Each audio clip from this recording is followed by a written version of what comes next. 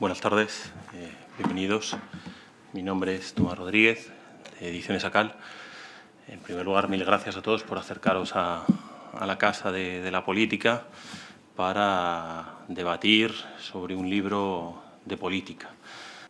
Yo doy paso, espero que el debate sea interesante y, bueno, si llegáramos al caso, que pudiera haber preguntas. Ya veríamos un poco con el orden del tiempo. Comenzará Manolo Monereo y luego iremos pasando con el tema político. Es significativo que los dos libros seguramente más interesantes y polémicos que se han escrito sobre política y sobre la izquierda sean de dos periodistas muy connotados. Uno dedicado a temas culturales, que escribió un libro combativo y que ha sido mucho más combatido y combativo después de que el libro ha circulado, que es el libro de Daniel Bernabé, que creo que marca un hito en el debate de la izquierda por ser claramente contracorriente. Y el segundo libro es justamente el de Esteban Hernández, que es también otro periodista muy conocido, que se han visto en la obligación de entrar en el debate también desde un punto de vista diferenciado.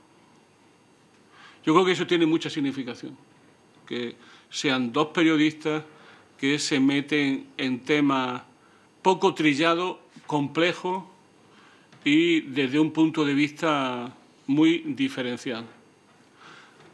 La segunda cuestión es el tipo de libro que ha escrito Esteban, ¿no? Yo lo veo como la obra de un artista, ¿no? Es decir, al final lo que se va es pintando un cuadro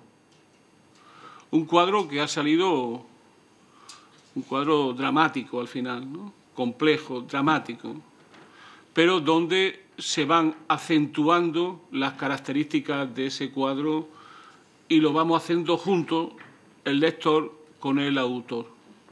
Por eso el libro está lleno de capas sucesivas, como la parte del cuadro que se va escribiendo y que al final, la parte final, ya define definitivamente las características de este cuadro bastante dramático de la época que nos toca vivir.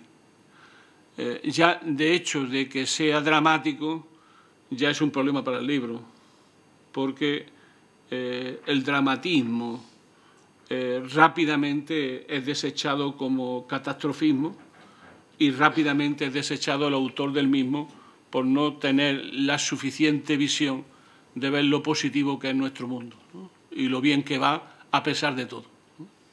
Yo creo que ese es un elemento que tiene este libro. Tiene diversas capas, algunas capas muy complicadas que van haciendo esta figura, ¿no? Se va diseñando lo que podemos llamar la nueva derecha,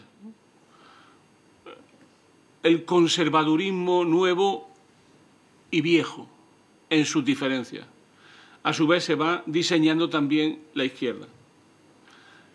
Y además se va haciendo buscando contradicciones entre términos, ¿no?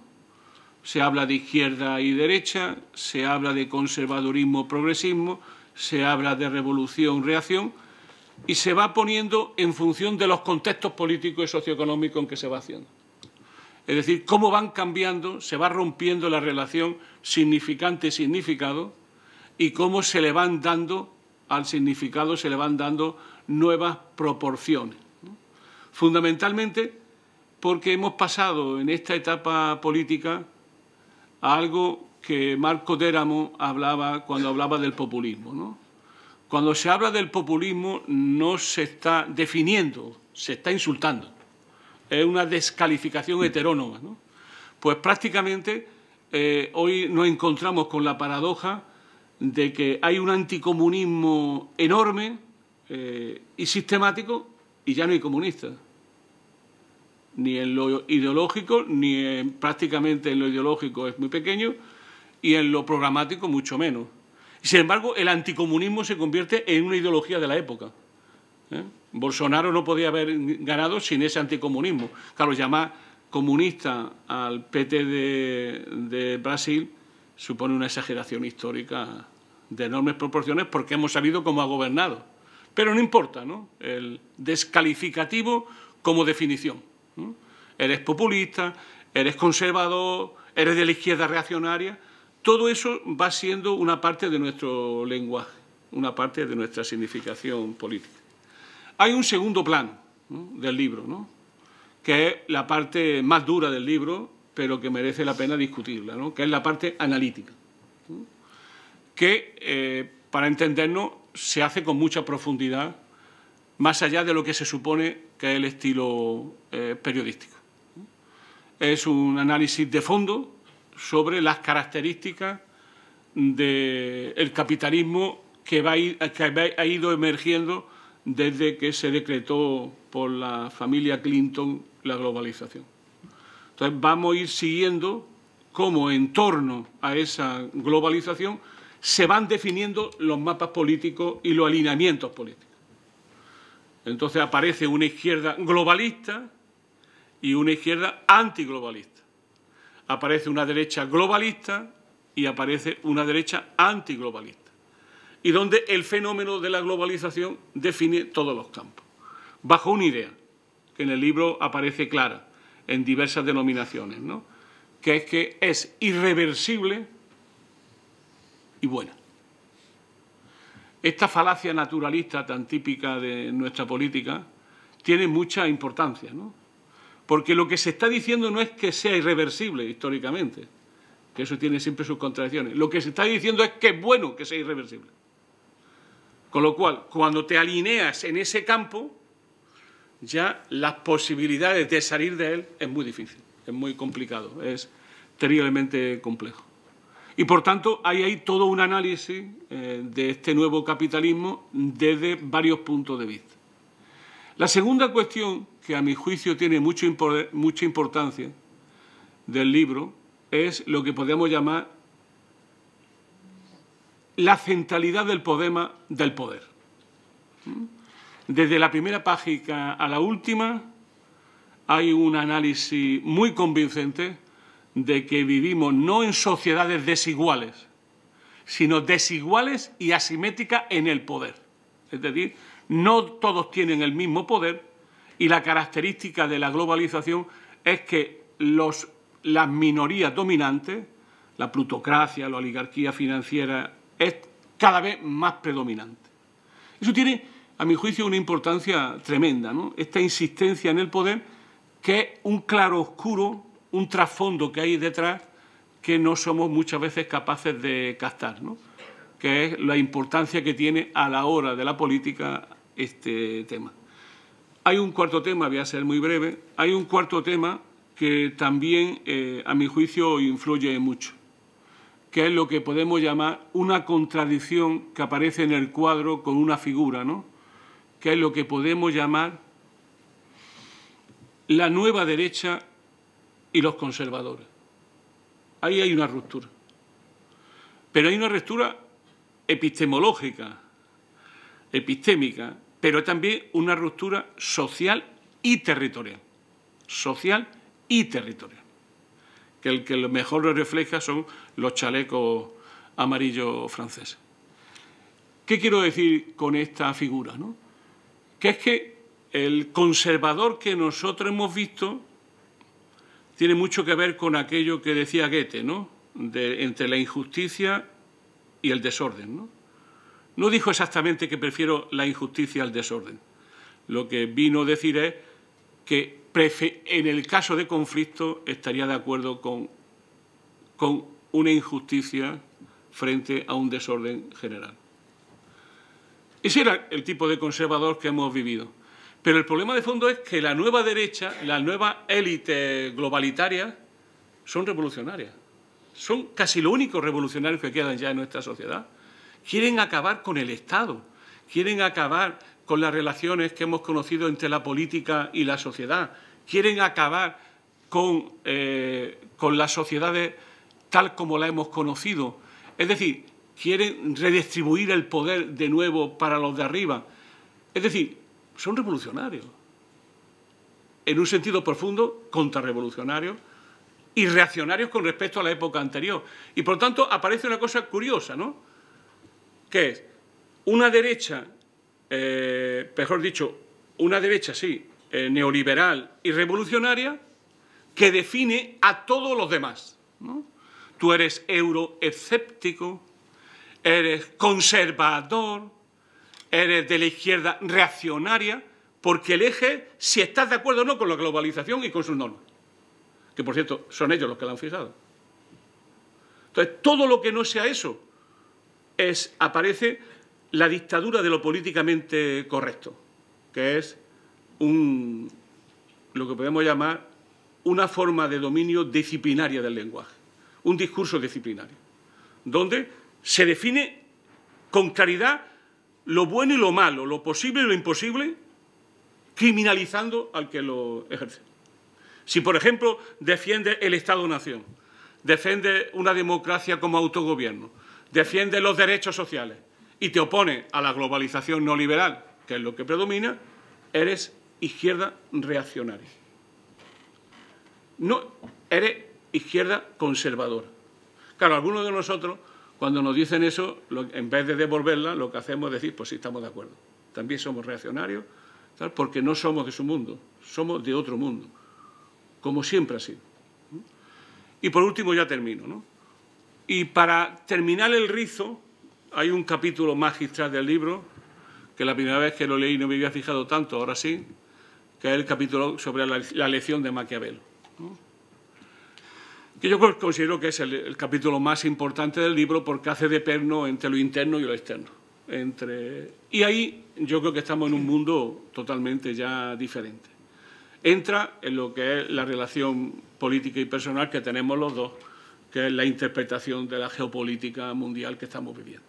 O sea, hay como dos maneras de afrontar este tema. Sería la siguiente, ¿no? Una que tiene que ver con la normalidad y la excepción. En general, la política española en las relaciones internacionales vive en la normalidad. Es decir, cree que estamos viviendo la continuación normal de la crisis del 2008.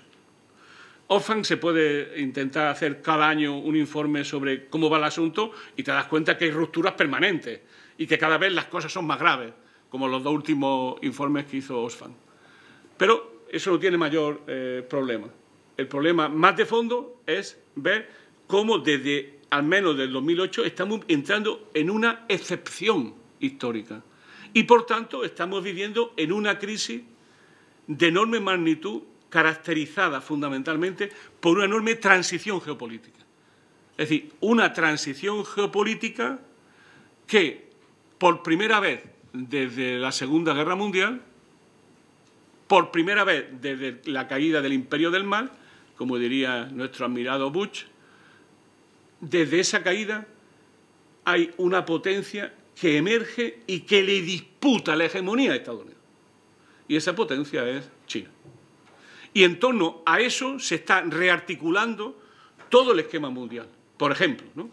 Sin eso no podemos entender quién es Donald Trump y el populismo de Donald Trump. No lo podemos entender. No podemos entender el protagonismo que tiene para las élites españolas y otánicas, pues Rusia. No podemos entender, sin ningún tipo de cualidad, pues qué hacemos nosotros apoyando el reingreso de misiles de medio y corto alcance en Europa, cuando nos convierte en un frente directo que en 5 minutos nos destruye Rusia.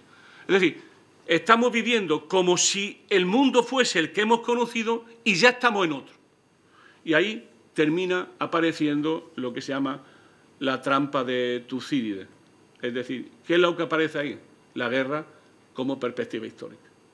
Hasta ahora eso había desaparecido, pero no ha habido nada más que 2 momentos en la historia, esto está bien estudiado, donde existiendo una crisis hegemónica a nivel internacional se ha resuelto sin guerra, solamente en 2 momentos.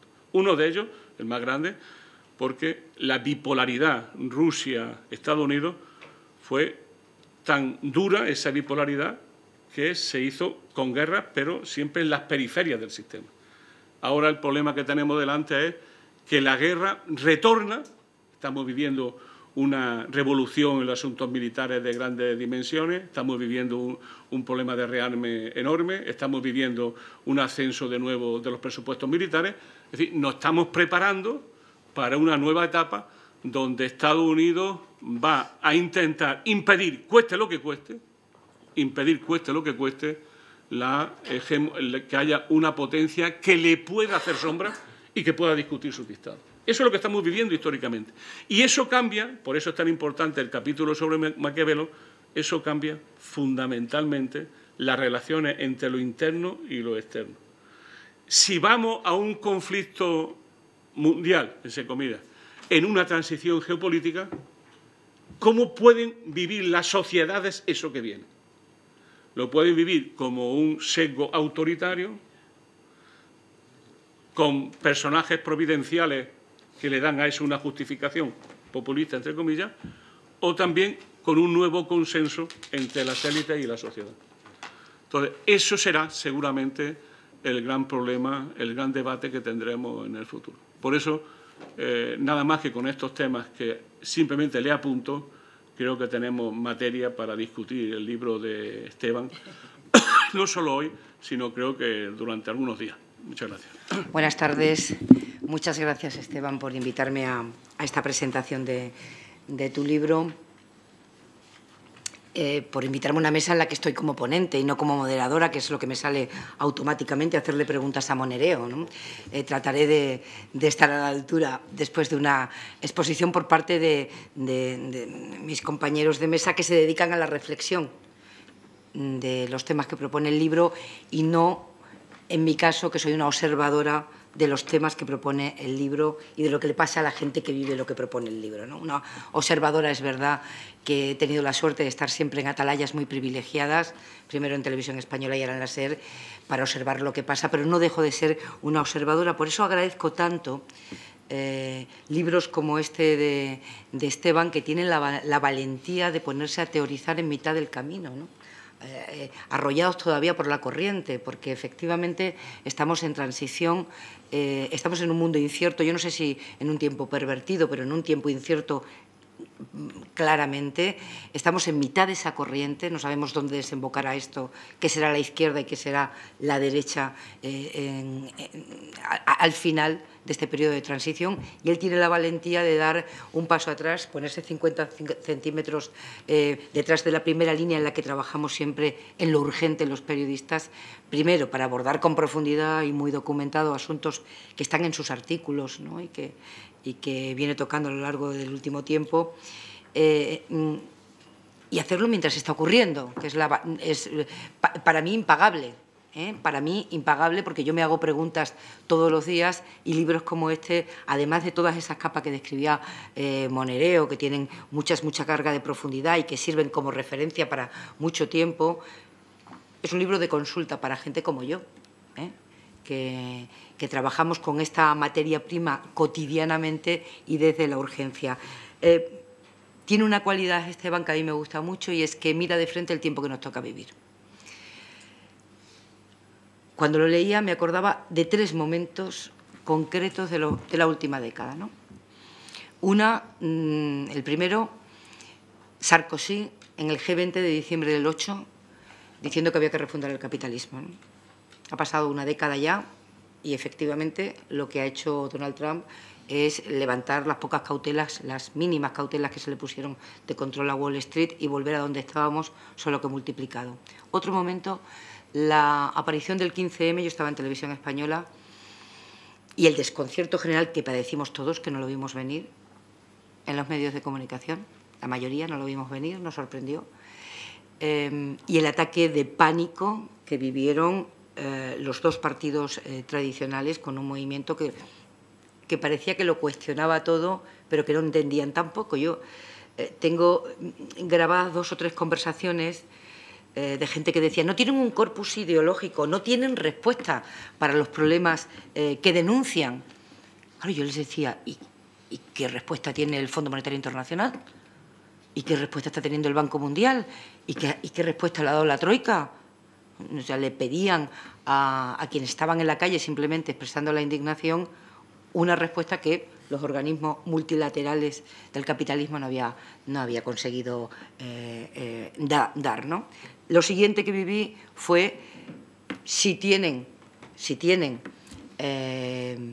voluntad de intervenir en la realidad, que creen un partido político y vengan a las instituciones. Tardó un poco eso en ocurrir. No entro en la polémica de si Podemos es la traslación exacta del 15M, pero 2 años después, cuando aparece una formulación política que en teoría respondía a aquella demanda que hacían quienes entraron en pánico con el 15M, vuelven a entrar en pánico, porque eran unos antisistemas los que venían.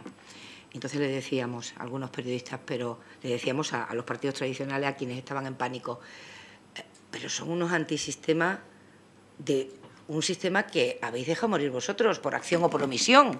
O sea, tampoco la formulación política. Leyendo el libro me acordaba mucho porque Esteban hace muchas cosas, como lo ha explicado muy Monedero y no voy a insistir, pero sobre todo desnuda el poder, ¿no?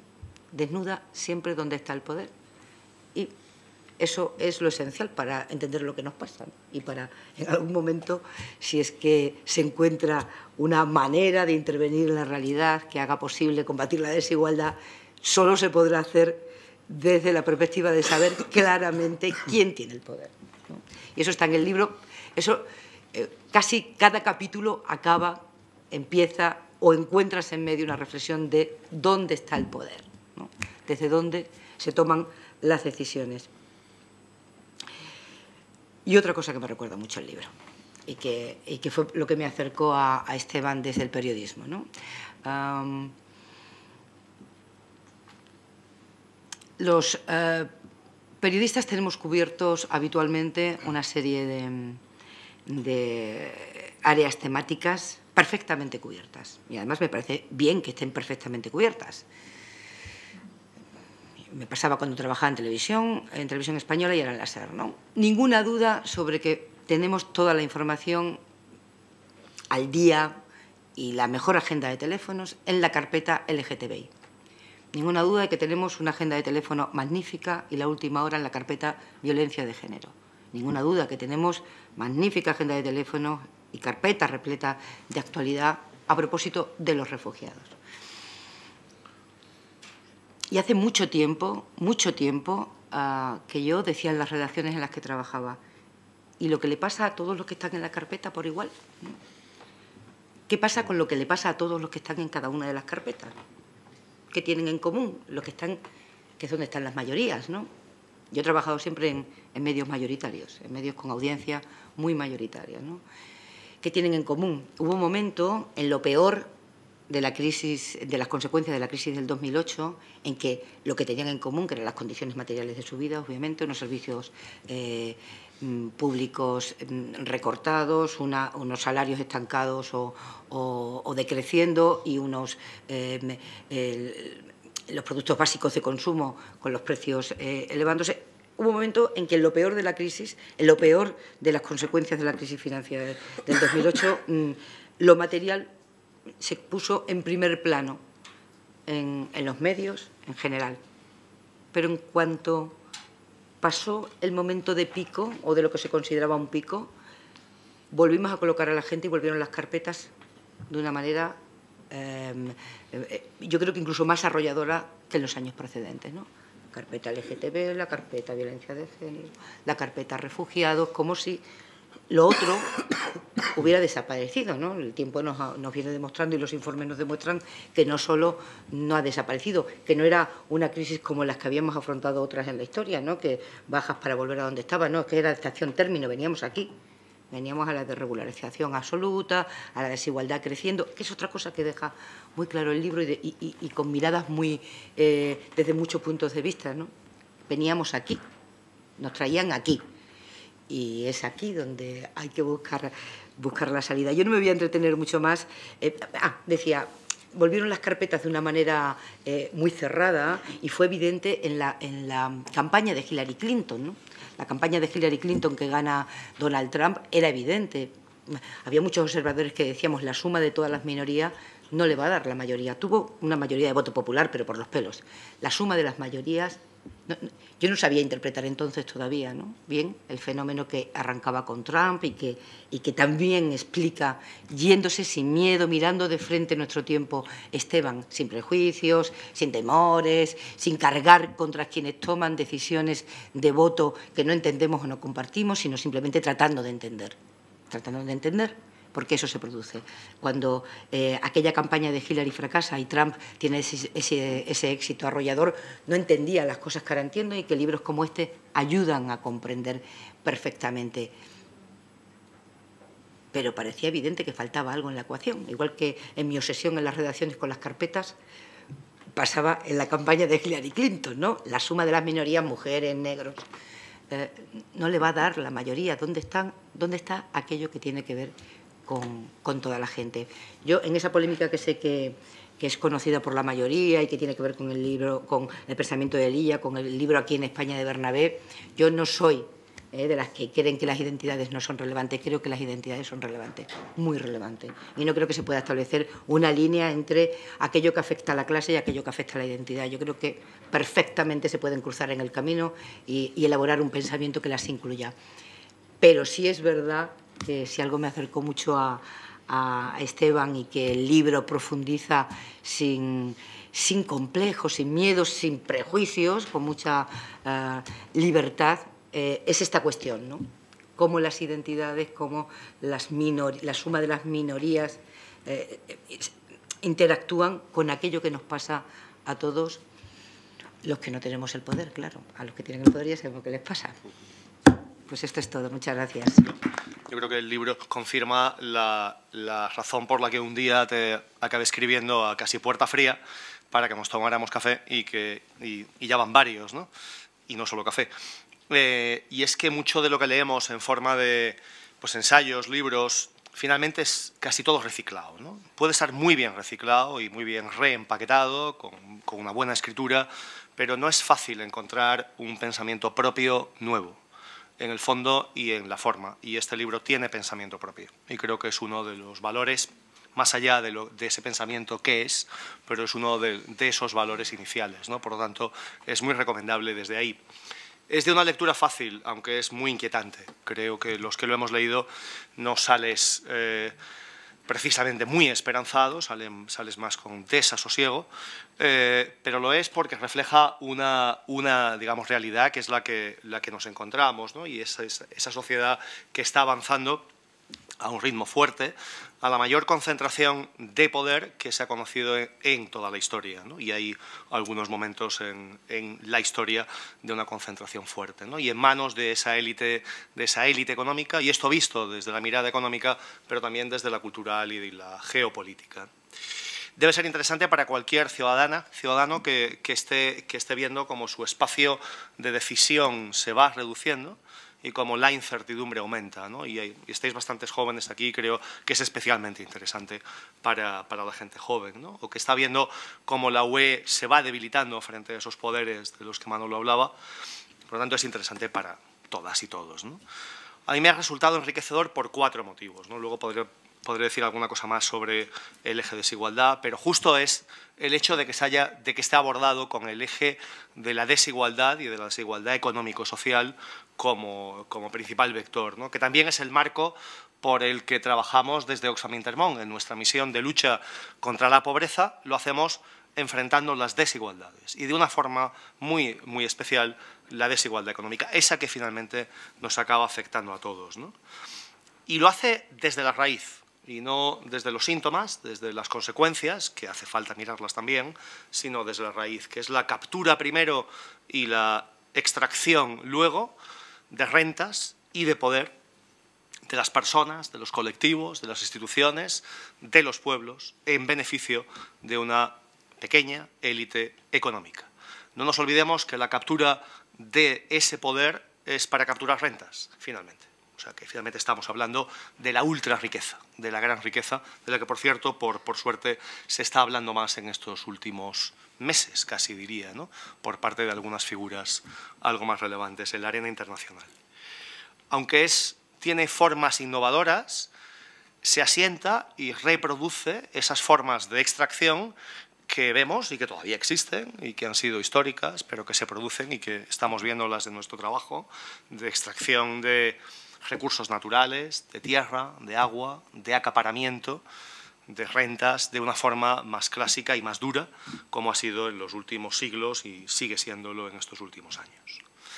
La segunda razón es que lo hace para descubrir esas corrientes de fondo, ¿no? Para los hilos que finalmente mueven el flujo de los recursos más allá de lo que puede ser aparente, ¿no? De las imágenes más rutilantes y algo más positivas, algo más brillantes de esa sociedad que puede resultar, que puede enganchar, ¿no?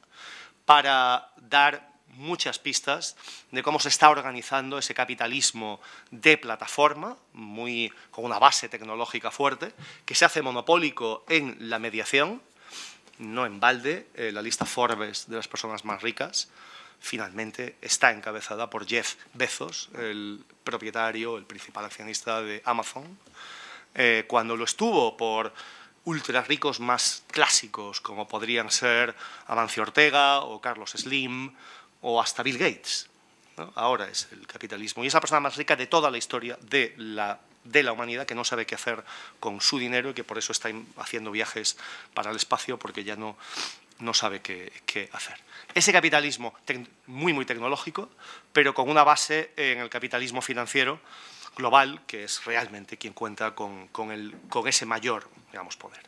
Y desde el libro grita, para que no nos distraigamos, yo creo que no, igual, sin caer en ese dualismo de vamos hacia las identidades y a las luchas de silo, o vamos hacia esa lucha que nos afecta a todas y todos, pero sí grita que nos concentremos con fuerza en esta lucha que sí es transversal y que finalmente está en el sustrato de otras de las injusticias que se acaban sufriendo por parte de las diferentes identidades culturales, minorías o como queramos mirarlo, ¿no? Y nos habla de la ciudadanía buena, de esa que se nos ofrece como la adaptativa, la que avanza bien en lo tecnológico, en lo innovador, emprendedor. Hay algo que me resonaba cuando yo iba a hablar de la innovación social y nos vemos impelidos hacia eso. Hay algo que siempre me rechina un poco en ese campo, y con el libro pude entender más por qué. Tercera razón, aunque habla fundamentalmente de cómo actúan las élites, aquellos que están ganando en esta batalla, más que de los perdedores, y de los perdedores habla más de las clases medias.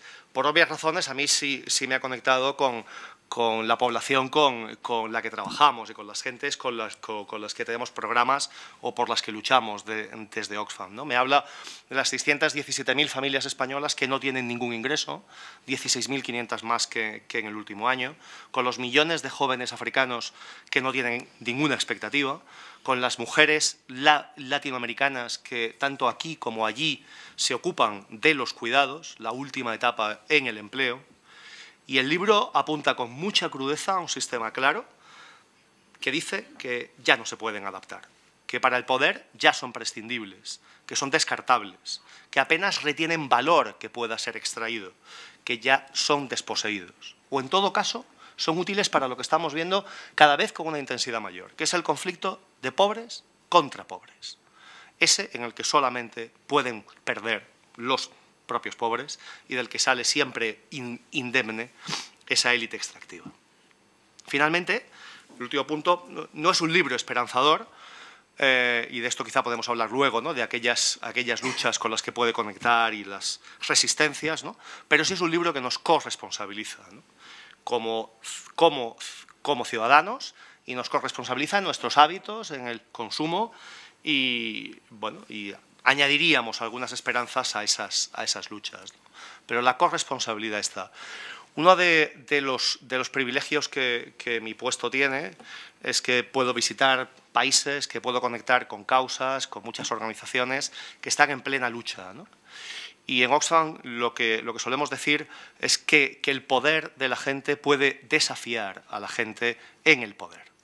Pues muchas gracias, Esteban, por abrir en casi canal ese poder, para entender cómo está funcionando y para que sepamos apoyar mejor a quienes están enfrentándolo aquí y en otros muchos lugares.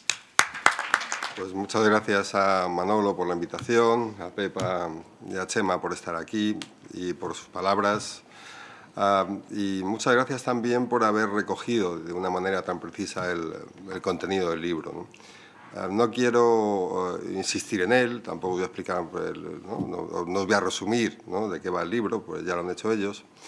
Y preferiría que estableciésemos una pequeña conversación sobre algunos de los asuntos que se ponen encima de la mesa en el texto. Como decía Pepa, sí es verdad, es un libro escrito en medio de la corriente, intentando pensar, ¿no?, qué está ocurriendo ahora, intentando comprender y encontrar las claves que permitan tener algunos recursos y algunos resortes para actuar en el momento concreto, ¿no? Pero también es un libro escrito en el momento en el que uno vive, ¿no? Es decir, estás viviendo en el medio de la corriente, o sea, no solamente es tomar distancia para entenderlo, sino que a la vez te ves obligado a subsistir, ¿no?, en ese mismo contexto en el que intentas pensar, ¿no? Hace un par de días conocí a un hombre no muy joven que trabajaba o trabaja en correos como fijo discontinuo. Vive en una vivienda que le ha proporcionado el SAMUR social, ¿no? Este hombre había llegado a ser juez sustituto, ¿no?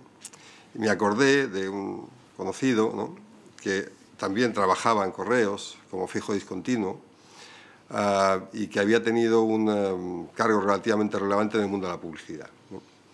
Y uno pensaba cómo era posible que este tipo de personas, que habían tenido un recorrido profesional pues, relativamente sólido, acabasen en situaciones de pobreza, ¿no?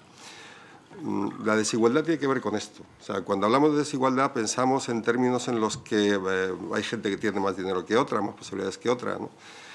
Y no es eso exactamente lo que se está designando. Lo que se está designando es un cambio de estructuras económicas en nuestra sociedad, que por supuesto lleva también un cambio de mentalidades, de maneras de relacionarnos, de percibirnos, de entendernos,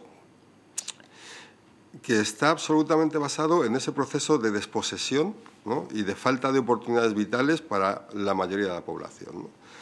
Porque esta situación que vivían esas personas no es distinta de los de muchos conductores de Cabify que habían pasado de los 50 años y la única oportunidad que tenían de regresar al modelo laboral era trabajar en este tipo de empresas. No es nada distinto, ¿no?, de las posibilidades de muchos jóvenes de clase media que tienen trabajos de clase media con salarios bajísimos, ¿no?, que les impiden tener una vida y una perspectiva de vida mínimamente digna, ¿no? Y tampoco, por supuesto, lo es de los jóvenes que están intentando o entrando al mercado laboral, ¿no? Pero tampoco es de los pequeños empresarios que tienen una tienda y tienen que cerrar porque ya no da el contexto económico, porque al final se ha desplazado mediante un proceso de financiarización y de concentración los clientes hacia otros medios de compra que pueden ser grandes hipermercados o Amazon. Así. Si uno examina la sociedad, lo que encuentra es eso, un montón de situaciones, ¿no?, en las que al final la gran mayoría de la gente está viviendo peor, ¿no?, y cuya perspectiva de futuro no es buena. Eso cambia las sociedades, ¿no?, y cambia la manera de pensar. Cuando antes hablabais de la campaña de Clinton y hablabais de, no sé, las carpetas de... Claro, sí es verdad que una tensión fundamental, ¿no?, en digamos, la culpabilización, ¿no?, o la responsabilización de este cambio económico. Y es verdad que hay una parte de la sociedad que está pensando en que los recursos que van destinados a migrantes o a los gays, o etcétera, etcétera, son aquellos que no se destinan a las poblaciones nacionales, por poner un caso, ¿no? Pero creo que esto es menor en cuanto a importancia respecto de lo que para mí es el cambio esencial de mentalidad en nuestro tiempo y que explica bastante bien la llegada de personalidades fuertes al mundo de la política, la llegada de populismos y especialmente de populismos de derechas. De alguna manera, cuando la gente tiene problemas, empieza, desde luego, a ser menos solidaria. Es mucho más fácil ser solidario cuando te va bien que cuando te va mal, que entonces ya entras en la competencia, ¿no? Pero sobre todo lo que demandas es la necesidad de encontrar un apoyo para resolver los problemas. Lo que quieres es que esa situación se termine y las cosas mejoren. Es decir, en un momento determinado, si alguien viene, ¿no?, a solucionarte los problemas, te da igual, como parafraseó Felipe González, ¿no?, gato negro, gato blanco que caza ratones, ¿no? Si la solución que te ofrece te es beneficiosa, no estás dispuesto a sacrificar las estructuras democráticas, porque pueden ser un problema. ¿Para qué? ¿No? Si vamos a solucionarlo mejor sin todas estas trabas. Y al final, esto es lo que ha hecho gran parte de la derecha económica durante mucho tiempo, ¿no? Eliminar todos aquellos resortes que estaban situados como medios de control de poder porque eran ineficientes, porque producían dificultades de funcionamiento, porque no permitían que el flujo de capital circulase fundamentalmente y fluidamente. ¿Qué ocurría? Que ahora llega el momento de la política, y en esa política, efectivamente, hay una mentalidad que dice, bueno, no pasa nada porque prescindamos de estas estructuras, de las instituciones, si conseguimos una mejora en nuestro nivel de vida, ¿no? Lo que queremos es que las cosas se nos arreglen. Insisto en esto porque efectivamente hay una interrelación entre esa desestructura económica que trae la desigualdad, ¿no?, y las maneras de pensar que están imperando en la sociedad, ¿no? Yo lo que no sé es si en vuestro caso entendéis que esa dificultad que nos somete, ¿no?, la tensión social, la falta de recursos, va a producir un cambio radical, ¿no?, si este es el centro del problema, ¿no?, a partir del cual se derivan todos los demás, y si creéis que tiene alguna solución, ¿no?, relativamente factible en estos momentos, ¿no? Pregúntame. Por ejemplo. Pues vaya.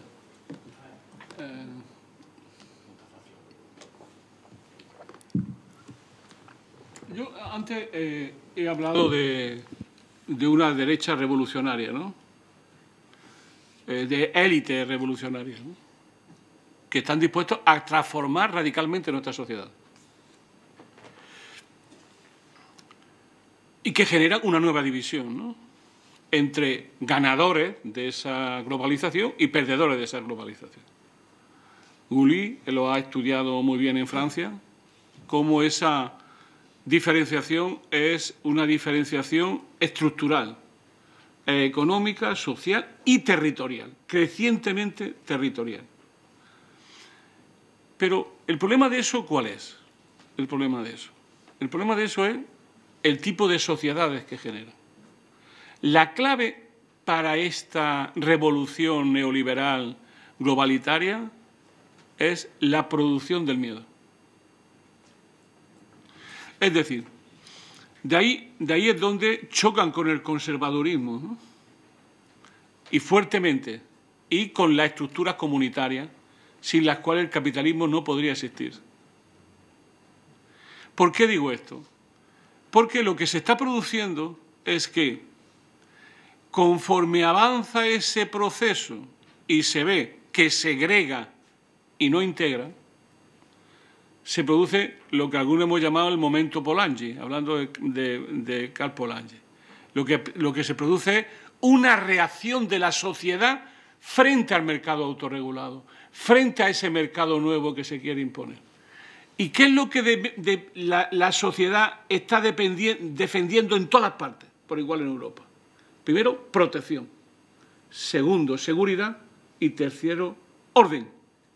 Las tres cosas van a caballo de nuestra vida europea. Es decir, conforme avanza más el proceso globalitario, más se está renaciendo esa reclamación que rápidamente, hasta por gentes de izquierda, consideran que son reaccionarias, porque reaccionan en un sentido conservador. Los trabajadores son de derecha. Las capas medias se han derechizado. Y las clases trabajadoras no entienden este mundo, y por cierto, a la élite inteligente de la propia izquierda, que le dicen que este mundo, el que se va, es irreversible y bueno. Irreversible y bueno. Desde otro punto de vista, y termino, desde el punto de vista, ¿cómo se ve eso desde una posición de izquierda, por así entenderlo, en un sentido muy amplio, ¿no? Lo definiría así: reformismo imposible y revolución improbable. Lo digo provocadoramente. ¿Cómo era? Imposible y revolución improbable. O sea, el problema, ¿cuál es el que tiene la izquierda en toda Europa, para hablar en serio? Que es imposible el reformismo. ¿Por qué? Porque la característica del neoliberalismo es que son ingenieros sociales. conocen muy bien el capitalismo y conocen muy bien a la izquierda. ¿Cuál es la característica del neoliberalismo? La irreversibilidad. Por eso son revolucionarios. Cuando un neoliberal llega al gobierno, lo hace irreversible. Tan irreversible que, como la Thatcher dijo alguna vez, mi herencia de verdad es Tony Blair. ¿Por qué? Porque ha creado un tipo de sociedad que no es posible la socialdemocracia, que no es posible la política de izquierda. Luego todos votamos lo mismo. ¿Por qué? Porque lo fundamental, lo socioeconómico, hemos pasado del pensamiento único que nos ocupaba en los 90 a las políticas únicas. Cuando llega al gobierno, tienes que hacer, todos hacen la misma política. Pero claro, para acabar con la indiferencia de la gente y con la falta de politicidad de la gente, hay que diferenciarse. ¿Dónde aparece la diferencia? Tesis de Daniel Bernabé y tesis de Esteban. La diferencia es en lo simbólico, en lo que no cuesta dinero, en lo que no compromete las relaciones de poder capital-trabajo. Y ahí aparecen todos estos expedientes tan maravillosos. Pero hay carpetas que ponen en cuestión el sistema económico. Por ejemplo, el feminismo. Está claro. Sin ninguna duda. Por eso el feminismo cambia el sistema económico, el sistema y el orden y el poder de arriba abajo. Absolutamente. Y eso, cuando yo hablo de carpetas nunca meto el feminismo. No, pero hay otra que es tan crítica o más que el ecologismo. El problema es que cuando tú lo haces, por ejemplo, si uno conoce bien la historia de los verdes alemanes, hoy los verdes alemanes han pasado de ser la conciencia crítica anticapitalista alemana a ser el Partido Liberal alemán. Sí. Es decir, hay ya un ecologismo de derecha, hay un feminismo de derecha y sobre todo lo que hay es un dominio ideológico en lo que Nancy Fraser llama el neoliberalismo progresista. Es decir, lo que se ha instaurado es un neoliberalismo progresista que pretende humanizar las relaciones sociales en el marco irreversible y al final bueno de la globalización.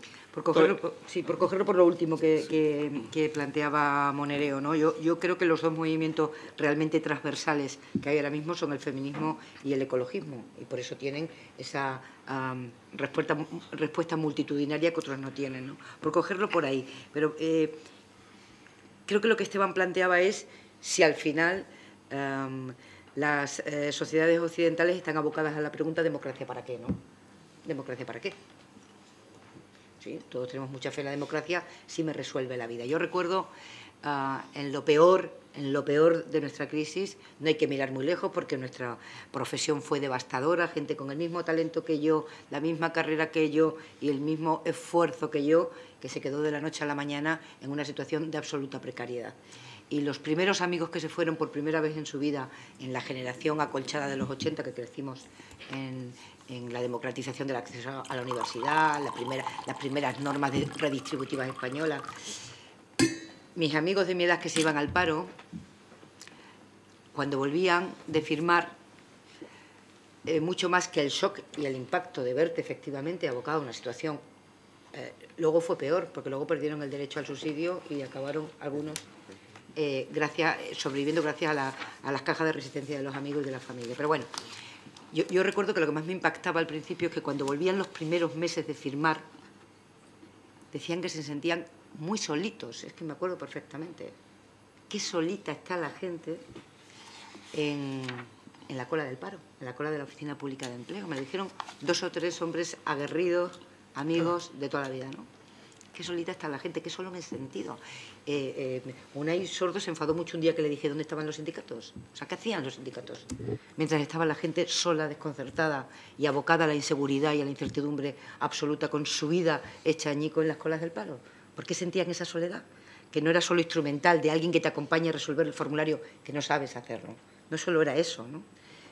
Era alguien que acompaña el proceso y que dices que vas a alguna parte. Que vas a alguna parte. Bueno, pues todo lo que el Estado de Bienestar y la democracia había construido, se supone que para que esta generación tan acolchada, que fue la nuestra, que abrió los ojos a un mundo muy distinto al franquismo, desapareció de repente y no había nada alrededor. Y no había nada alrededor más que las cajas de resistencia literales que hicimos los amigos y que hicieron la familia, quien podía permitírselo. Este es el año 11, el año 12, el el año 13, el año 14 todavía. Cuando salimos de ese momento... y en ese momento el miedo es tal que paraliza. Hay un miedo que paraliza, hay miedo. Muy poca capacidad de análisis, muy poca capacidad de distancia sobre lo que está pasando, ¿no? Bastante con mantener la dignidad y tratar de reorganizarse y llegar donde no llegan las instituciones, donde no estaban llegando ya, porque el recorte también era brutal, ¿no? en los servicios públicos de asistencia. Claro, y ha habido gente que se ha preguntado, ¿democracia para qué? O sea, ¿cuál es el modelo que a mí me garantiza lo que dice Monereo, ¿no? Seguridad, certidumbre, y que si me caigo me van a levantar y me van a enseñar cómo rellenar el formulario. Yo, sin embargo, creo que la derrota y el derrotismo forma parte de la agenda del poder. Forma parte, la derrota y este derrotismo de no tiene arreglo, estamos en sus manos, forma parte de esa agenda, ¿no? Yo no sé cuál es la vía de salida, pero el derrotismo creo que no hace sino alimentar esta especie de espiral en la que estamos, ¿no? Sí, además juegan, o sea que no es solamente erosión de la democracia. Y perdona, por discrepar de Monereo, yo creo que la revolución es imposible y que la reforma es improbable. Vaya, pues estamos derrotistas.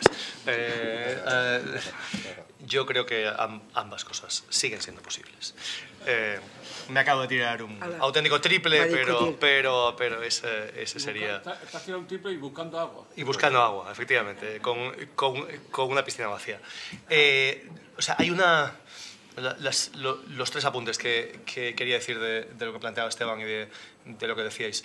Hay una erosión de la democracia, pero que es muy honda, ¿no? No solamente es de las instituciones y de los propios partidos políticos y del sistema, sino de cualquier institucionalidad. Cualquiera de los barómetros de confianza en las instituciones en un sentido amplio está mostrando una caída en picado, no solamente de partidos políticos, instituciones y administraciones públicas, sino de iglesias, ONGs, sindicatos e incluso medios de comunicación que en alguna medida... La intermediación, toda la intermediación, tomáis parte de, ¿no? Claro, es una erosión que no conoce límite y que finalmente, ¿qué es lo que queda? Pues surgen monstruos, como Gramsci decía, ¿no? Es el tiempo para los monstruos, es el de los Bolsonaros y de los Trumps, ¿no? Que ya no son institucionales, que incluso tienen esa imagen del malote, puesto a ser un poco simple, ¿no? Dos, en esa situación de la que estabas hablando y en la que podríamos derivar de un autoritarismo que lo que prime sea la seguridad material, porque es que estoy muy mal y necesito como cosa primera el orden para al menos tener así una seguridad material, esto es China y hablas bien de ello en el libro, ¿no? En general hay una afirmación de ese modelo chino terriblemente autoritario y al mismo tiempo con un crecimiento económico que ha permitido crear una clase media absolutamente masiva, ¿no? Curiosamente, las dos cosas que quizás se habla menos del fenómeno chino son los ultramillonarios chinos. El fenómeno de los ultramillonarios es en el mundo entero, es fundamentalmente en las sociedades occidentales, pero también lo es, por ejemplo, en Nigeria. La concentración se está produciendo en cada país, no solamente en esa arena global, y está pasando en el propio China, y las tensiones económicas a las que el modelo lleva, la cantidad de huelgas que hay, la tensión que es reprimida, o sea, el autoritarismo tiene un límite que también puede llegar por las posibilidades económicas. ¿Hasta cuándo va a dar ese modelo chino para permitir una expectativa que se está generando en una clase media extremadamente muy vulnerable o aún en una pobreza que aún sigue, ¿no? La creación de los enemigos en China no hace tanta falta, pero en el resto sí, está ligando con lo del miedo, ¿no? Quizá aquí en España no estamos viendo el surgimiento de la ultraderecha por el lado del miedo a la migración como primer elemento, ¿no? Está siendo más el asunto de la unidad de España, pero en otros, como segundo asunto, sí está el tema migratorio, pero en otros países sabemos que está siendo el principal elemento de incorporar miedo, más que otras minorías, más que otro destino de los fondos, finalmente son aquellos que nos vienen a quitar el puesto de trabajo, aquellos que nos vienen a quitar la ayuda pública, sin que haya una mínima capacidad de ver cómo se está erosionando esa posibilidad de ayudas públicas por un sistema fiscal extremadamente regresivo y que va avanzando cada vez a que paguemos más la ciudadanía, familias, y a que paguen menos quienes más riqueza tienen, ¿no? Y finalmente, yo sí creo, y si estabas hablando, Pepa, de la feminista, yo sí creo que la lucha ambientalista, que por supuesto que tiene riesgos de contaminación, tiene un potencial, ataca al propio poder de la manera como lo estás describiendo, Esteban. Es inevitable. Si quiere ser honesta, no le toca otra que ir a los fundamentos de ese poder económico que es depredador de los recursos naturales, es tremendamente desigual en la conformación de quién contribuye al cambio climático y quién lo sufre. Y la prueba la tenemos en dos lugares. Uno, las movilizaciones juveniles que estamos viendo ahora y que ojalá veamos también aquí, está empezando a haber algún conato, y dos, en una propuesta como la que ha hecho Alejandro Ocasio del Green New Deal. Es green, pero se basa en un 70% de tipo máximo del impuesto renta y en alguna propuesta alternativa de alguna otra de las congresistas de un impuesto a la riqueza de una forma drástica, que es lo que cuenta con un apoyo mayoritario. Esto toca, es un torpedo en la línea de, digamos, flotación de ese poder, que la huida fiscal, como sabemos, es muy significativa. Hablabais del miedo, y el miedo ha sido uno de los mecanismos esenciales de transformación de nuestra sociedad en los últimos 40 años, ¿no? Y especialmente desde el lado neoconservador, ¿no? Se utilizó como instrumento esencial para la guerra de Irak, ¿no? Se utilizó como instrumento esencial para impedir la caída de Occidente asaltada por las hordas de los musulmanes. Se utilizó en la crisis, cuando se dijo o hacemos unas reformas o actuamos de esta manera o el mundo va hacia la catástrofe. Y se está utilizando también, se ha utilizado en los últimos años también, en la medida en que este cambio tecnológico, revolución tecnológica que estamos viviendo, es descrita como un enorme tsunami que nos va a arrastrar si no somos capaces de adaptarnos.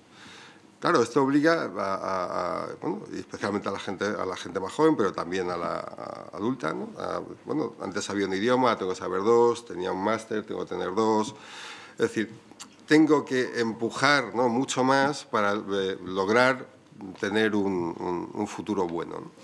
Pero este miedo, o sea, esta sensación de que o te adaptas, vas hacia adelante y tal, o te arrastra la marea, ¿no?, ha sido permanentemente puesta encima de la mesa por las opciones conservadoras, ¿no? Digamos, conservadoras en el sentido de capital financiero, ¿no? El problema es que ahora estamos en un giro nuevo, y ahí también tenemos que llegar, y es que estas mismas opciones ya ofrecen algo más, ofrecen una esperanza.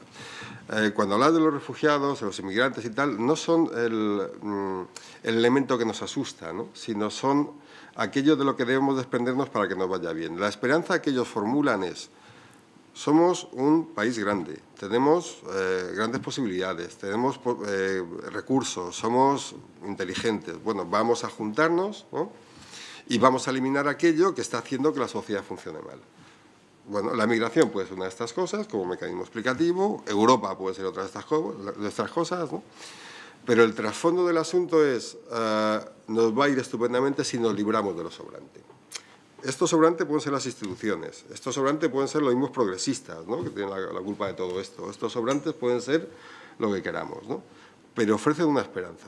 Claro, hasta ahora la izquierda no ha sabido ofrecer una esperanza también, o sea, un cambio hacia adelante, ¿no?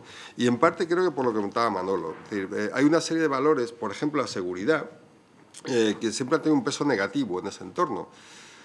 Y claro, a lo mejor si tú vivías en los años 50 o 60 y el trabajo era vertical, estabas en la misma empresa toda la vida, podías ver la seguridad a lo mejor como un aburrimiento, ¿no? Pero la seguridad es tener la capacidad de elegir opciones vitales, de trazar trayectorias, de hacer... Claro, ahora mismo los trabajos, dice, ya no son seguros. Mentira, es decir, las capas superiores del ámbito empresarial tienen trabajos seguros, porque cuando salen de uno, entran en otro, no tienen ningún problema en circular. Los que tenemos problema en circular somos los demás, ¿no? Por algún motivo, la seguridad vital ha sido un problema para la izquierda, ¿no? Exactamente igual que la estabilidad, ¿no? o un cierto orden en este marum magnum que vivimos, ¿no? Bueno, cuando eliminas esos valores, también eliminas la posibilidad de establecer una esperanza en un mundo que es absolutamente fluido, que va a toda pastilla y que además te deja muy poco espacio, ¿no? Lo digo porque, y vuelvo a ti también, en el sentido de, bueno, en este contexto, ¿qué es lo que podemos hacer? No solamente desde el punto de vista de los valores, sino desde el punto de vista de establecer una opción que genere empuje, esperanza y energía en los perdedores de la globalización, que somos casi todos, por otro lado, ¿no? Yo creo que el problema tiene que ver con el título de tu libro, ¿no? Que es la cuestión del tiempo. Lo voy a decir al revés. El futuro se ha convertido en un problema político. ¿Pero para quién se convierte el futuro en un problema político? Para los que viven inseguramente. Es que, en el fondo, el neoliberalismo requiere personas que reproduzcan el homo economicus. Personas aisladas, personas que viven como átomos solitarios que entrechocan, individuos sin individualidad y, por lo tanto, personas que cada mañana tienen que ir a buscarse la vida. Eso es la otra cara del sistema. Eso ya existe, ha existido siempre, que es Estados Unidos. Ha existido siempre, porque allí nunca fructificó el socialismo, nunca fructificó un sindicalismo de clase como lo hemos entendido en Europa. Ese mundo ya existe, que es Estados Unidos. Lo que estamos viendo es una norteamericanización de nuestra vida pública y social de enormes dimensiones. ¿Eso qué significa? Que el futuro se convierte en un problema político. ¿Para quién también? Para los jóvenes. O sea, sin esta ruptura generacional no vamos a entender lo que va a pasar en el futuro. Es decir, si los jóvenes, que por cierto, ¿cuándo es ser joven? Antes lo sabíamos, ¿no? Ahora los jóvenes son entre 16 y 40 años. Un poco más. ¿Sí? Yo digo los jóvenes, ¿no? Lo que antes en la vieja historia se medía por el servicio militar los hombres y por casarse las mujeres. Ese era lo que te definía. Unos niños. Sí, sí. Entonces, pero claro, el problema de la juventud y el futuro se convierte en el gran problema de la política actual. Es decir, porque quien gane a ese sector para el cambio es el que va a producir los cambios reales en el país. Pero claro, el problema del futuro tiene que ver con lo que antes hemos hablado y que no es tan diferente a lo que yo decía, lo que tú has dicho al final, ¿no? En lo tuyo es todavía más pesimista que lo mío, que ya lo mío ya andaba bastante por ahí. Que es el problema siguiente, es la democracia, que tú antes lo has dicho muy bien, el problema de la democracia. ¿Y para qué sirve la democracia? El problema es que el liberalismo lleva razón en esto. Liberalismo y democracia no es lo mismo y han sido antagónicos en la historia. O sea, un liberal no es demócrata. Un liberal tiene una posición de clase en función de su clase y lo que siempre ha soñado es con una democracia censitaria. Una democracia de los propietarios, porque quien no es propietario no tiene derecho a votar. Entonces, la lucha por la democracia, los demócratas siempre han sido una ruptura política con los liberales. ¿Por qué digo esta historia del pensamiento? Porque lo ligo a lo siguiente. La democracia que hemos conocido es una democracia que se basa, entre comillas, en construir un tipo de capitalismo asumible para la democracia. El Estado social, el constitucionalismo social, no fue solo una deriva de izquierda ante la situación después de la Segunda Guerra Mundial. Fue crear un tipo de capitalismo compatible con la democracia. El problema de ahora es que lo que está pasando es al revés. Ahora hay un tipo de democracia que tiene que ser compatible con el tipo de capitalismo que hay. ¿Y eso qué significa? Una degradación de la democracia que hemos conocido. Una democracia que ya no garantiza los derechos sociales, que ya no garantiza las libertades reales de las mayorías. Una democracia que va perdiendo sustancia y va perdiendo hegemonía. Y por eso lo más grave que nos está ocurriendo es una incompatibilidad creciente de este capitalismo neoliberal, financiero, etcétera, como se quiera llamar, y la democracia. ¿Dónde está eso?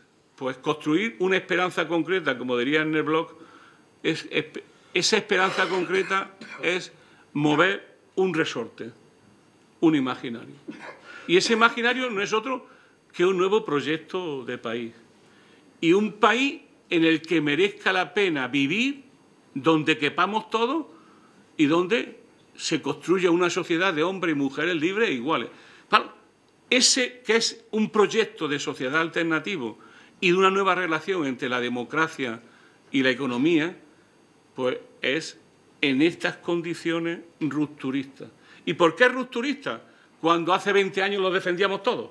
¿Por qué es rupturista? Porque este capitalismo ya no admite la reforma.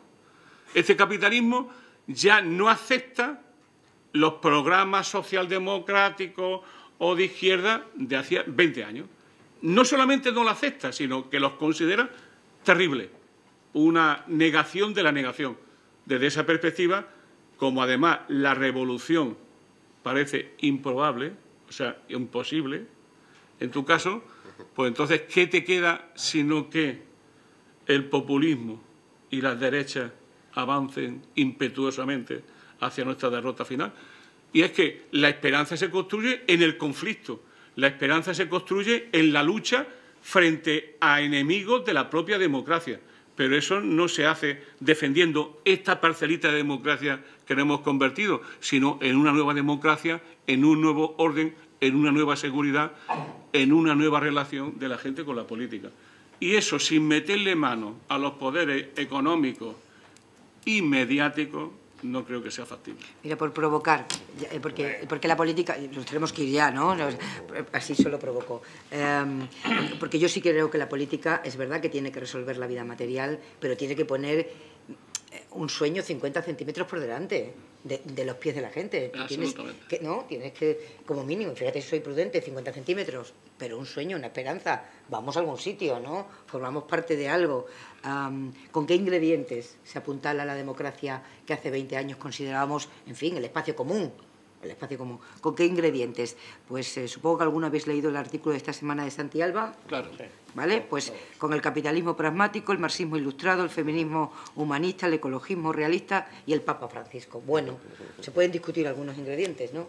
Pero yo, en fin, firmaría. ¿Dónde hay que firmar? Sí, sí. Hay que firmar, ¿no? Yo sobre todo lo del Papa. ¿Lo del Papa también? Sí, absolutamente. Claro que sí, claro que sí. Con el Papa. No sé, yo soy más papista que el Papa. Cuando subió Trump, o sea, todos sabíamos que digamos podía llegar, pero yo creo que ninguno esperábamos que finalmente llegaría, ¿no? Y luego hay muchos libros, análisis de qué es lo que pasó detrás. Hay uno muy bueno de un tal Vance que habla sobre los hillbillies de los estados meridionales y de su vida y de su historia y de cómo finalmente conectan con ese pensamiento que le da seguridad y que finalmente les está ofreciendo la única alternativa. Claro que esto ha sido una gran estrategia de marketing de ideas y de incluso valores durante 10, 15 años que no hemos aprendido, que no hemos sabido hacer de la misma manera, pero que finalmente logra crear un caldo de cultivo que es un cambio cultural, y ese cambio cultural no va a ser fácil el que se revierta incluso ahora, ¿no? Con todo lo que está cayéndole, porque está extremadamente afianzado. No han encontrado alternativa. Y la única alternativa en una Hillary Clinton que era muy sistémica y muy globalista era fácilmente atacable por ser aquello que no había sido una solución en este tiempo. A mí en tu libro, Esteban, hay una parte que me interesa mucho, que es el análisis del fenómeno Podemos aquí, ¿no? que lo has escrito en unos cuantos lugares. Porque yo creo que ha sido para bien ha sido histórico si lo comparamos con otros países europeos, ¿no? Donde el descontento y la desafección y la constatación de la precariedad de los jóvenes de una forma especial, de la dilución del sistema que permite una cierta seguridad económica y una expectativa futura, finalmente va y se manifiesta de una forma que ataca el poder económico de una manera expresa, ¿no? Y que incluso jala de ciertos sectores del PSOE, bueno, una parte de su programa fiscal, de lo que habrían puesto en marcha, siendo reformista, pero son esas reformas que son interesantes, que sí arrojan una posibilidad a 50 centímetros, como Pepa estaba diciendo, para el futuro y que habrían estado bien. Y es muy importante el que se vea que hay cosas que pueden estar bien en el corto plazo, ¿no? Pero ¿hasta qué punto, y ya no lo quiero ceñir al propio Podemos ni hiperresponsabilizar, ¿no? ¿Hasta qué punto hemos sido capaces, aquellos que intentamos ofrecer alternativas, de ofrecer alternativas que realmente engarcen con una parte de quienes estáis sentados aquí, ¿no? que os sugieran, porque tienen que poder enganchar también con un mundo que no puede ser pasado, ¿no? Que no puede ser la vuelta a regímenes o no, a los ataques a lo que fue, incluso con las propias algunas propuestas que desde Oxfam hacemos, que pueden ser muy clásicas, de un keynesianismo clásico, ¿no? Y que quizá hay que ayornar más y hay que sintonizar más. Esa propuesta de nueva democracia que permita una prosperidad y que permita una cierta seguridad, que ataque a los poderes económicos para redistribuirlo otra vez entre la gente, pero que sea en el mundo hacia el futuro, y que necesita de un trabajo de marketing político, en el mejor sentido, largo y hondo, es lo que no hemos acertado aún.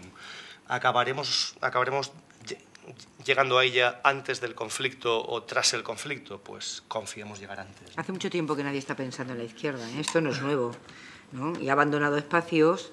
Cuando hablabais de seguridad vital, yo pensaba en la seguridad pública, ¿no? Que es un concepto bien de izquierdas, porque quien tiene dinero se paga la seguridad privada.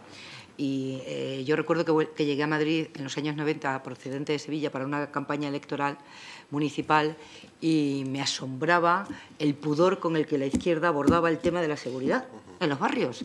Había una demanda clara de seguridad. Se abandonó ese discurso, se abandonó el pensamiento, la manera de ofrecer una alternativa a esos problemas, que pasó también cuando las costuras de los servicios públicos empiezan a reventar, no por los inmigrantes, sino porque había recortes y no cabía. Hace mucho tiempo que no se está pensando, no se está elaborando y ofreciendo un pensamiento propio. ¿Lo ocupan otros? Una cosa antes, no sé si da tiempo a alguna pregunta del público, ¿sabes? Pero mientras tanto sí quería, mientras vas, ¿no?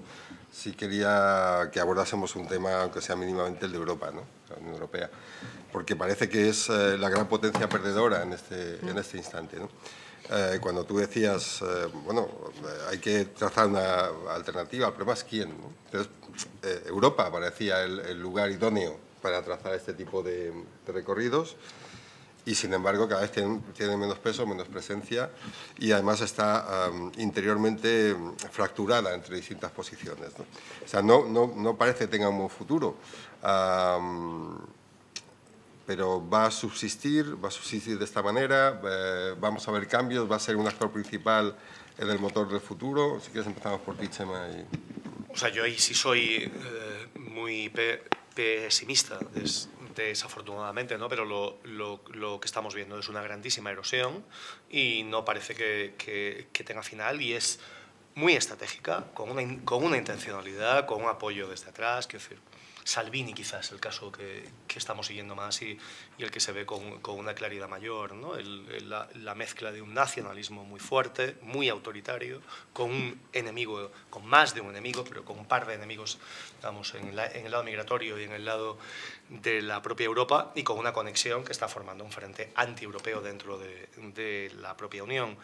Yo ahí sí tengo la sensación, ojalá no, pero de que por ahora lo que toca es resistir con los básicos. Ojalá hubiera tiempo de formular una propuesta optimista, positiva, que genera un cierto sueño europeo otra vez, que no puede ser solamente el de sostener y el de resistir, sino el de unos estados europeos futuros, o esos Estados Unidos europeos que hubieran avanzado a la colectivización mayor y a una fortaleza mayor, con una cesión más fuerte hacia lo colectivo. Tenía dos preguntas breves. La primera es sobre un concepto sobre el que el señor Hernández ha reflexionado mucho. ¿Qué se hace, qué se está haciendo, qué se puede hacer para, como decía la señora Bueno, de alguna forma retejer los conceptos de la izquierda cultural y la izquierda material? Porque sospecho que el problema de la izquierda material, que vemos representado quizás en entornos de izquierda unida, es que sin unas nociones culturales identitarias superiores se queda en lo obrero y esto pues tampoco alcanza al público necesario. Y el problema de la izquierda más cultural, que quizá vemos representado en los sectores que ahora están con Más Madrid y demás, si se quedan solo en apelar a identidades como el feminismo o el ecologismo, como ustedes han dicho, hay una versión de derechas de eso también.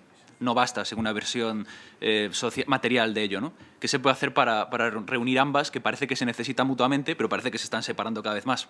Y la segunda pregunta, ¿qué se puede hacer para ir ya más allá incluso de la izquierda? Que creo que es lo que hay que hacer.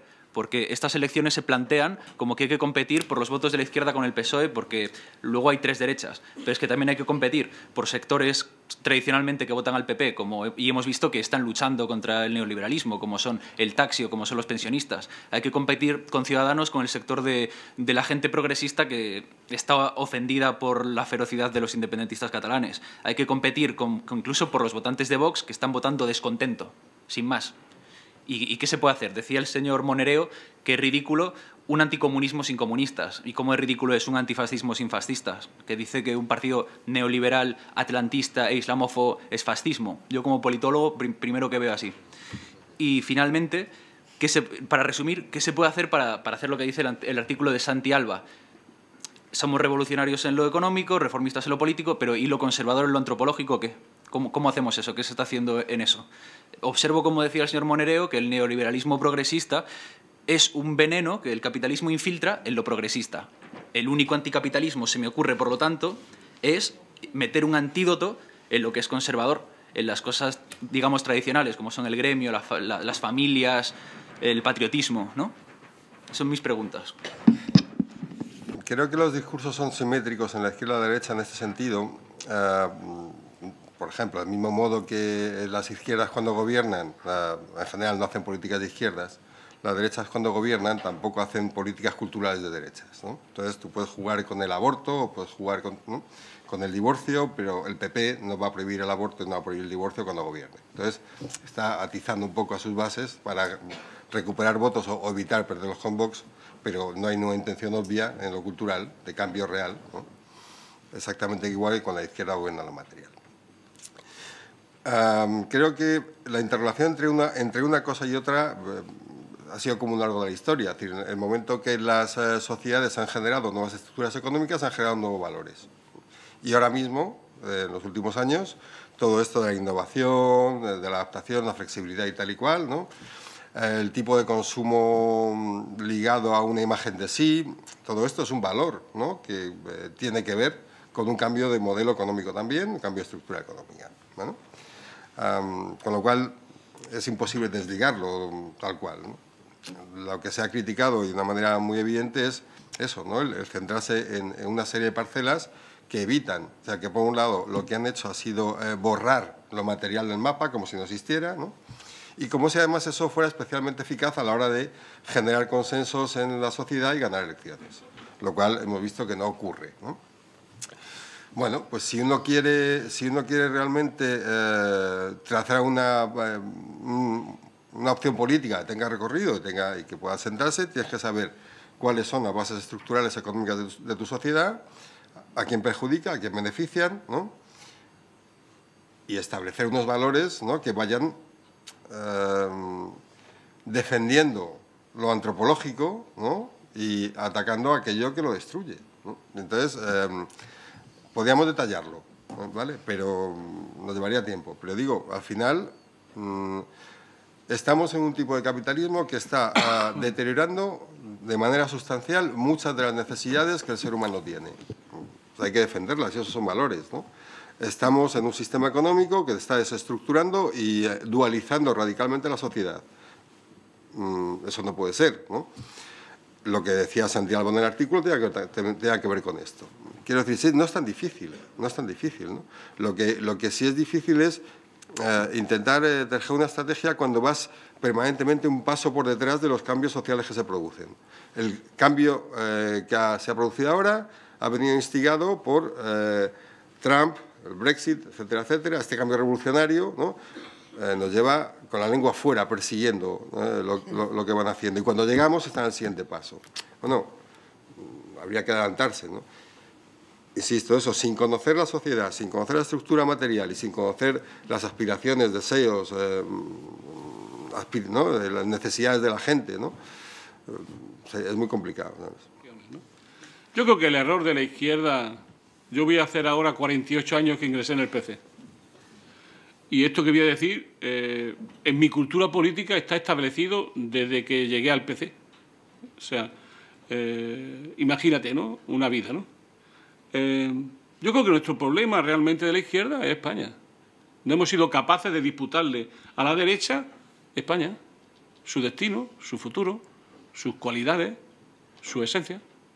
Y hemos aceptado impunemente que la derecha colonice todo el imaginario de la defensa del país.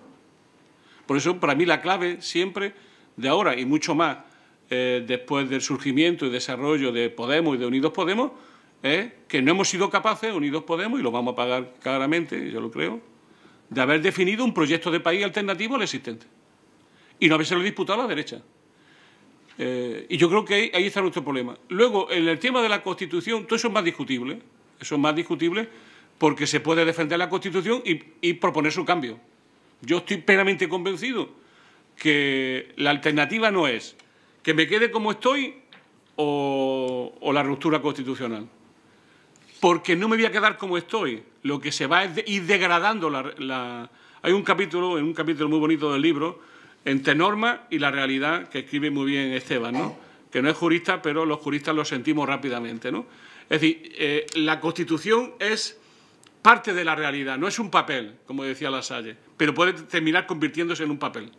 Entonces, la Constitución es un organismo vivo que se modifica conforme se va modificando la realidad social, en unas interreacciones siempre complicadas. El problema de fondo de nuestra Constitución es que está en crisis la Constitución porque está en crisis el país. Entonces, el problema es que hay que reformar la Constitución. Pero el problema que tenemos es terrible, y que este sí que es un problemón, que como reformar la Constitución puede abrir el melón de la monarquía, no se reforma la Constitución. ¿Pero eso qué significa? Que conforme pase el tiempo, la Constitución, en vez de ser una Constitución normativa, se va a ir convirtiendo en una Constitución nominal, o si no ya semántica, y que en el centro, curiosamente, por los inmovilistas, se va a ir poniendo cada vez más la cuestión de la monarquía.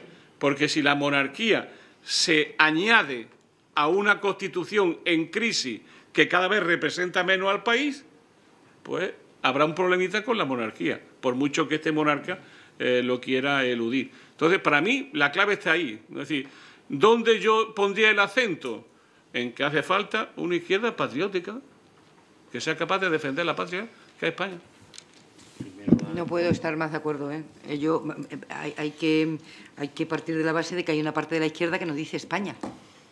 No dice la palabra España, que es como se llama este país, España. Y somos españoles y españolas y hablan del Estado. Hemos pasado de aquellos que llamaban, los más jóvenes no se acordarán, a España este país, y había artículos donde ya era difícil repetir este país y mencionar España, a que España sea el Estado. Y hay dificultades en mencionar la palabra. Y además uno puede tener la opinión que tenga sobre aquello que la representa en el mundo entero, los símbolos, ¿no? Pero la representan en el mundo entero, la bandera, el himno. Y bueno, de una manera absolutamente gratuita, la izquierda le ha regalado eso a la derecha en este país. Se lo ha regalado una parte de la izquierda, no toda. Y la que no se la ha regalado ha sufrido durante mucho tiempo el calificativo de derechona, izquierda reaccionaria, por llamar a España España y a los españoles españoles y a las españolas españolas. Y de comportarse dentro de España como te comportas fuera de España cuando aparecen los símbolos de tu país. Yo no puedo compartir más ese análisis. Los medios no son ONGs, los medios son empresas, salvo los medios públicos que yo defiendo, como te puedes imaginar, su existencia y su función social. El resto de medios son empresas informativas que tienen una línea editorial y que tienen, en la mayoría de los casos, vocación mayoritaria, porque de esa vocación mayoritaria vienen sus ingresos. Y eso es fundamental para entender qué son los medios. No son ONGs, ni son un grupo de amigos que comparten son empresas informativas, empresas privadas con una línea editorial y que tienen todo el derecho del mundo a defender una línea editorial y no otra. Eso por un lado. Pero luego el trabajo informativo y el trabajo periodístico es verdad que precisa de un componente de pluralidad y de riqueza y de mirar de manera panorámica la realidad y no solo una parte del debate que tú apuntabas. Yo creo que, fíjate ahora que está tan de moda eso de que los periodistas contamos historias, bueno, yo creo que los periodistas tenemos que contar el debate de nuestro tiempo, el debate en el que está la sociedad, que tenemos que escuchar, reproducirlo y propiciarlo. Y luego, además, habrá gente que tenga mucho talento para contar historias. Pero que nuestro trabajo es el debate en el que está la sociedad. Y en los debates hay debates mayoritarios y debates tangenciales. Y ahora entramos en que fue primero, la gente no piensa otra cosa porque los medios reproducen lo que dice la mayoría. Bueno, ese es otro debate, ¿no? Esa es otra cuestión. Pero los medios, yo te aseguro que si los pro-Brexit en España fueran significativos, incluso solo políticamente, que no lo son, estarían más presentes en los medios, ¿no? Te voy a hacer una precisión, que no me has preguntado, te voy a contar algo, sobre cómo se distribuye la información en general hoy en la sociedad.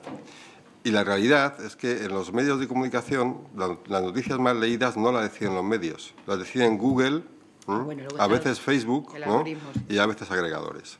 Es decir, la información que llega a mucha gente a través de memes, a través de enlaces, ¿no? Y a través de las redes sociales, ha construido un entorno comunicativo paralelo que tiene una fuerza de llegada mayor que la de los medios. Hoy, no puedes entender el Brexit sin esto, ¿vale? Imposible. Ni Trump, ni Bolsonaro, ¿no? Por hablar de 3 grandes cambios políticos que se han producido en 3 de los más grandes países del mundo. Luego, si tenemos que pensar un poco en la función de los medios, tenemos que pensar también en la función que las tecnologías están cumpliendo hoy, como en todo el resto de la sociedad. La tecnología está presente de una manera a veces también muy perversa. Pero en cuanto a la esfera comunicativa, esto es esencial.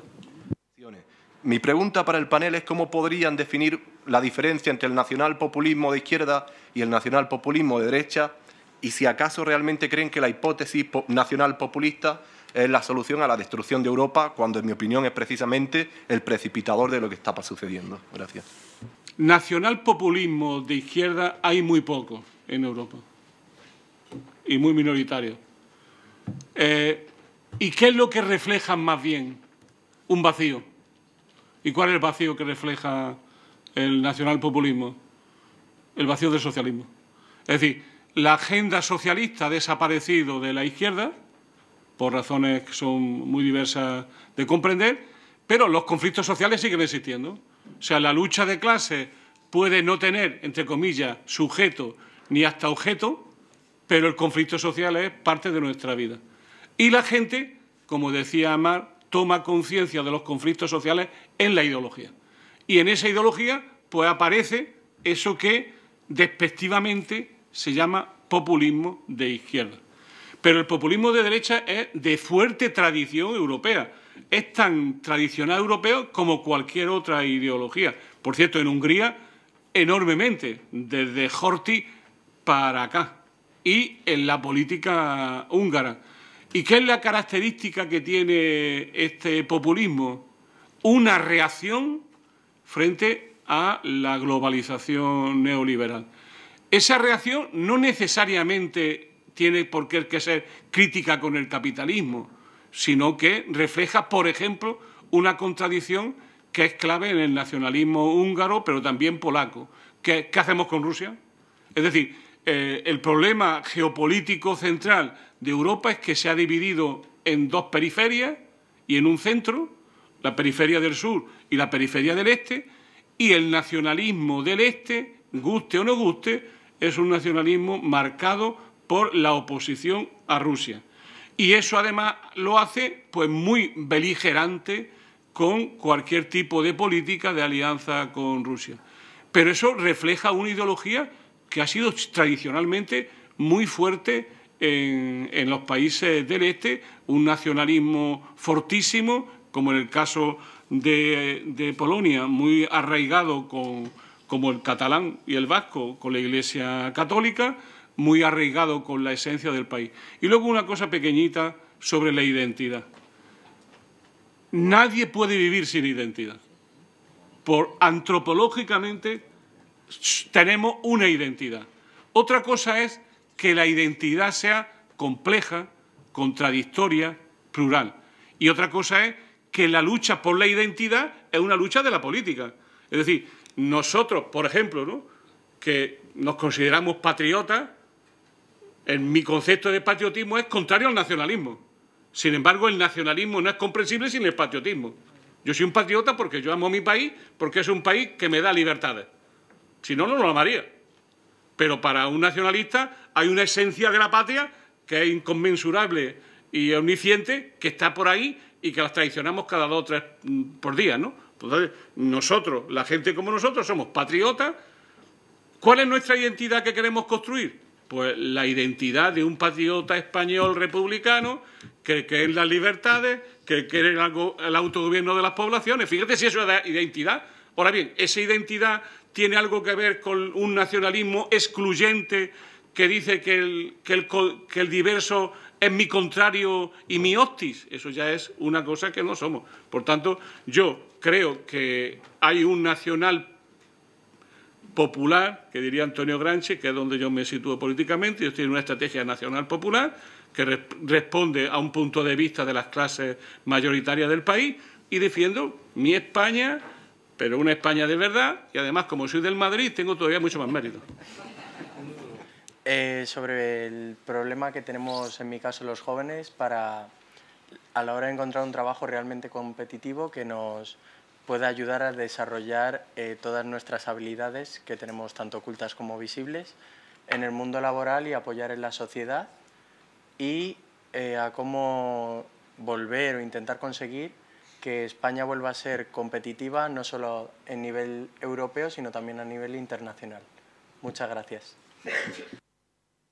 Bueno, es verdad que no solamente se trata de ser competitivo a nivel global, ¿no?, y a nivel europeo, sino de tener una serie de habilidades y conocimientos que el mercado de trabajo actual valore, ¿no? Y lo que se ha producido es que ese tipo de trabajos se han bifurcado de tal manera que quien tiene más posibilidades educativas, va a las mejores escuelas, tiene posibilidad de salir, ¿no?, de España, y al final acaba teniendo un margen de maniobra mucho mayor que quien tiene una educación más local, ¿no?, y más ligada al territorio y a menudo a la educación pública.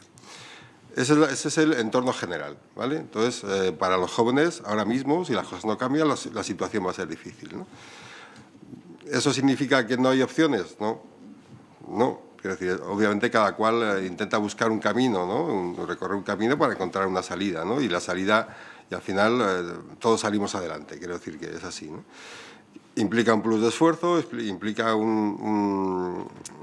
también ciertas habilidades relacionales, que es lo que te exige el mercado, pero insisto, que son soluciones individuales a un problema general y el contexto general sí es negativo, ¿no? ¿Sabes? Siento no poder decirte otras cosas, ¿no?, pero la realidad es esta, ¿no? Pero yo diría algo más. O sea, creo que lo que dice Esteban, que es en esa línea adaptativa que en el propio libro colocas, ¿no? Y bueno, si yo tengo hijos en unas edades parecidas a las que tenéis vosotros, ¿no? Y claro que toca, digamos, adaptarse, y eso quiere decir formarse, mejorar en aquello que el propio mercado demanda, idiomas, lo que estáis haciendo y, digamos, intentando que sea lo más cercano a lo que desde el mercado se pueda demandar. Pero creo que eso, y no es fácil, la compatibilización de eso que conlleva también hábitos culturales y posibilidades de consumo cultural o valórico, hay que hacerlo compatible y muy fuertemente con el pelear por una sociedad distinta, con el participar, con el seguir creyendo que es injusto ese mundo de precariedad extrema al que se os está enfrentando, con una vivienda que resulta inaccesible, con esos salarios, con la imposibilidad de planificar mínimamente una expectativa vital. Y esas son muchas luchas, ¿no? Es una lucha económica y es desde la precariedad que es lo que se puede cambiar y resuena en otras luchas como la feminista y como la lucha ambiental, porque finalmente sí pueden atacar ese sistema económico. Creo que sí es compatible, pero os exige una robustez interior muy fuerte para estar operando en un entorno del propio mercado que es tan exigente como estaba diciendo Esteban y al mismo tiempo responder a unos valores hondos y a una respuesta política mucho más fuerte contra el sistema, No lo podría haber dicho mejor. Bueno, es evidente que estamos ya en la barrera, en la frontera, así que el acto acaba aquí. Mil gracias a todos por venir, de forma particular a los jóvenes y a los profesores que nos hayan traído. Un acto funciona si te invita a la lectura del libro. Creo que el acto invita a la lectura del libro sin ninguna duda, así que mil gracias a todos y nos veremos en la siguiente.